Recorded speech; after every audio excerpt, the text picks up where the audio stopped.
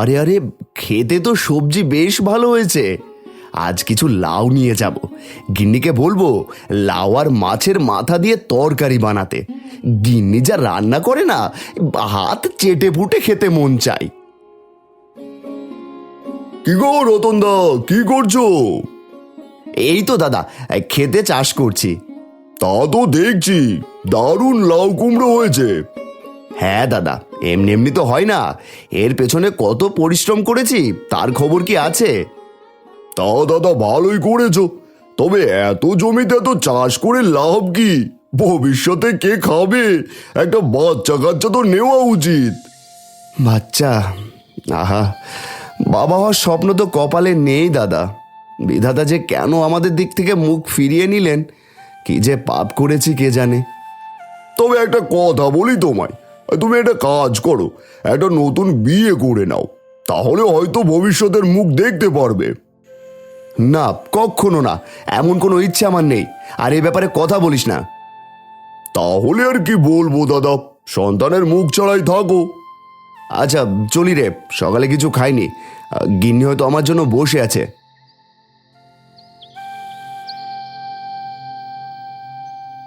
বিধাতা, তুমি দয়া করো, তবে একদিন আমরাও সুখের মুখ দেখব।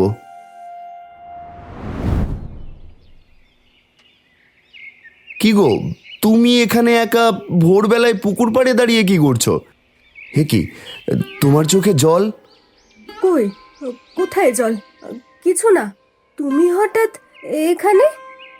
ক্ষেত থেকে ফিরে এসে দেখি তুমি ঘরে নেই, কোথাও দেখতেও পেলাম না। ভাবলাম পুকুর পাড়ে এসেছো হয়তো, তাই এখানে এলাম। তুমি যাও, হাত মুখ ধুয়ে ঘরে গিয়ে বসো, আমি তোমার জন্য জল খাবার নিয়ে আসছি। জল খাবার পরে খাবো, আগে বলো তো তোমার চোখে জল আসার কারণ কি? নিশ্চয়ই মা তোমাকে কিছু বলেছেন। মায়ের দোষ কি? সব দোষ তো আমার। আমি তোমাকে একটাও সন্তান দিতে পারিনি। শোনো সুরভি, তুমি আমার জীবন সঙ্গিনী, এই সংসারে আমি যা বলবো সেটাই হবে। তুমি কারো কথায় কান দিও না, মা যাই বলে বলুক, তার বয়স হয়েছে, এসব কথার গুরুত্ব দেওয়ার দরকার নেই। ঠিক আছে, কিন্তু তুমি এখন যাও, মা যদি দেখে ফেলেন আবার অযথা ঝগড়া করবেন। তুমি মন খারাপ করো না, আমি আছি তো তোমার পাশে। আর মনে রেখো, তোমার ভালো থাকাটাই আমার কাছে সবচেয়ে গুরুত্বপূর্ণ।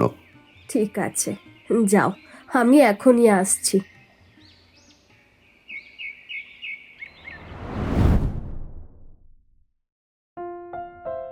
মা, সুরভি কোথায়? ঘরে নেই দেখছি। কোথায় আর যাবে? দেখ, কোথায় অকাম কুকাম করে নিজের মতো ঘুরে বেড়াচ্ছে। তুই তো কখনো খেয়াল রাখিস না। আর তুমি এভাবে সুরভির নামে কথা বলো কেন?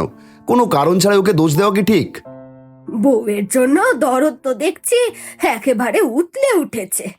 তা এত যখন দরদ, তাহলে বল না তোর বউকে একটা বাচ্চা জন্ম দিতে। আমারও কি ইচ্ছে হয় না নাতি পুতিদের মুখ দেখার? মনে হয় এভাবেই দিন যেতে যেতে মরে যাব। মা, সন্তান তখনই হবে যখন হওয়ার সময় আসবে। তুমি সুরভিকে দোষ দিও না তো।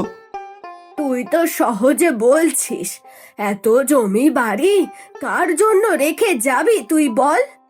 আমি বলি কি বাবা, তুই আর একটা বিয়ে করে নে, এই অলক্ষী মেয়েকে তাড়িয়ে দে বাড়ি থেকে।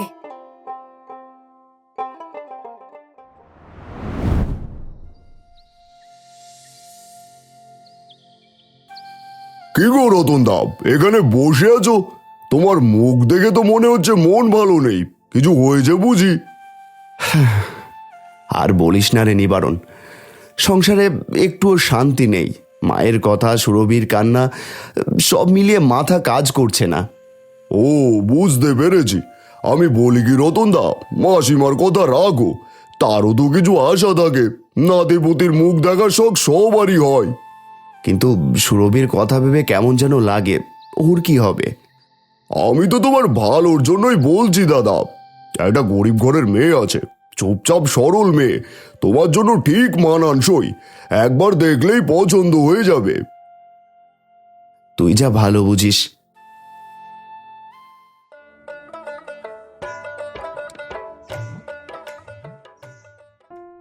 শোনো নতুন বউ, তুমি হলে এই বাড়ির গিন্নি। যতটা পারো বড় বউকে এড়িয়ে চলো।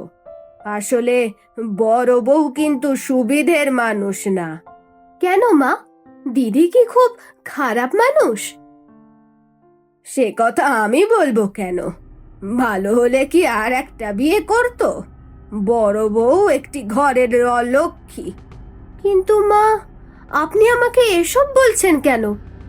আমি এমনি এমনি বলছি না, 2-3 দিন পরেই সব বুঝে যাবে। আর হ্যাঁ, একটা কথা বলি, এই পরিবারে একটা সোনার প্রদীপ আনো, তাহলেই দেখবে পুরো সংসার তোমার মুঠোয়।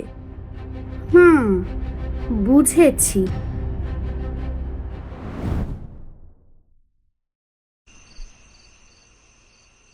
কি হলো গো, এত চুপচাপ কেন?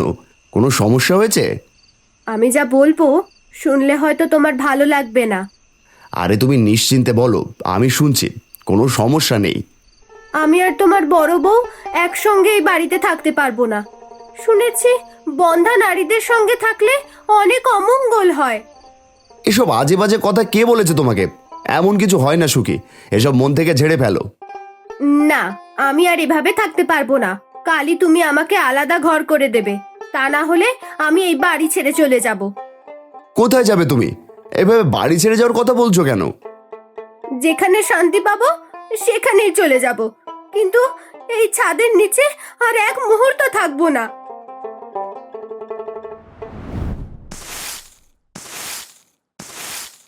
কি রে ছোট, 2 দিন হলো বাড়িতে এসেছিস, এর মধ্যেই তোর মুখে এ কথা? কি হয়েছে বলতো? আমি যা বলেছি ঠিকই বলেছি। এখন থেকে ওই ঘরে তুমি থাকবে আর এই ঘরে আমরা।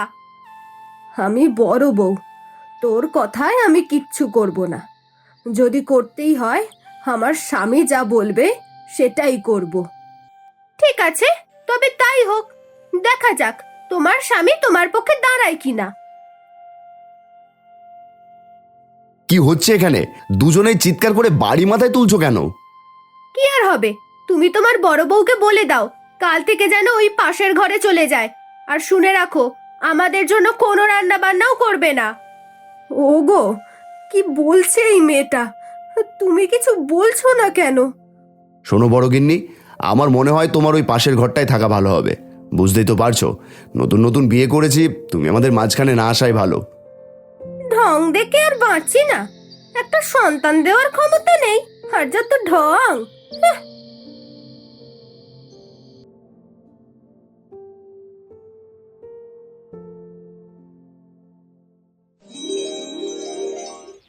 কে মা তুমি? এখানে বসে কাঁদছো কেন? আমি এক হতভাগা বাবা। এই পৃথিবীতে আমার জন্য কিছুই নেই। কি হয়েছে মা? এভাবে এখানে বসে থাকলে অশুভ শক্তি যে তোমায় গ্রাস করবে। আমাকে বলো তোমার কষ্টের কথা। তাতেও আমার কিছু আসে যায় না বাবা। আমি তো এমনিতেই মরতে চাই। কেন মা? জীবন এমন ফেলে দেওয়ার মতো নয়। তোমার কষ্ট আমাকে বলো, আমি আমার সাধ্য অনুযায়ী কিছু করার চেষ্টা করব। আমি নিঃসন্তান বাবা, এই কারণে আমার স্বামী সংসার থেকে কেউ কেউ আমাকে ভালো চোখে দেখে না। আমি কার জন্য বাঁচবো বলুন? তুই মন খারাপ করিস না মা। শোন, এই নে, এই ফল খা। ঈশ্বরের কৃপায় তোর গর্ভে সন্তান আসবে। তুই বাড়ি ফিরে যা, নতুন করে জীবন শুরু কর। বাবা, আপনাকে ধন্যবাদ জানাবো কিভাবে? আপনি আমার জন্য যা করলেন তা ভোলা যাবে না। এটাই আমার কাজ মা। অসহায়কে সাহায্য করাই তো আমার ধর্ম। ঈশ্বর তো আমাকে এই জন্যই পাঠিয়েছেন।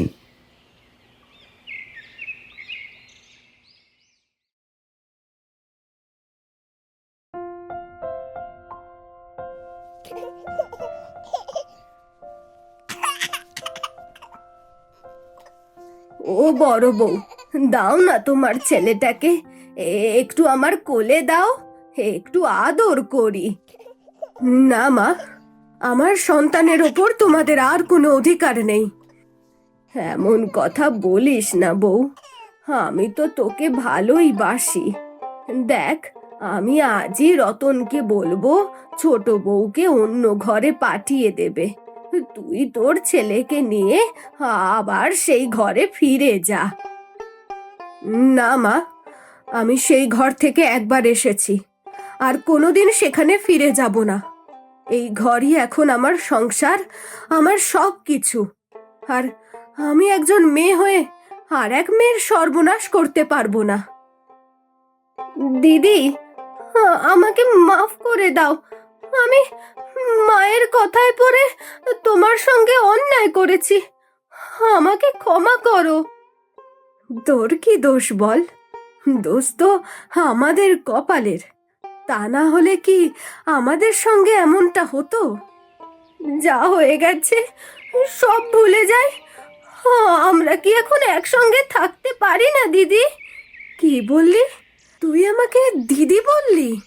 হ্যাঁ দিদি, আমার তো কোনো বড় বোন নেই, তাই আজ থেকে তুমিই আমার বড় দিদি। এবার আমাকেও দাও দেখি, তোমার ছেলেটাকে একটু কোলে নি। তোর মতো ছোট বোন পেয়ে আমি ধন্য। নে, এবার ছেলেটাকে কোলে নে।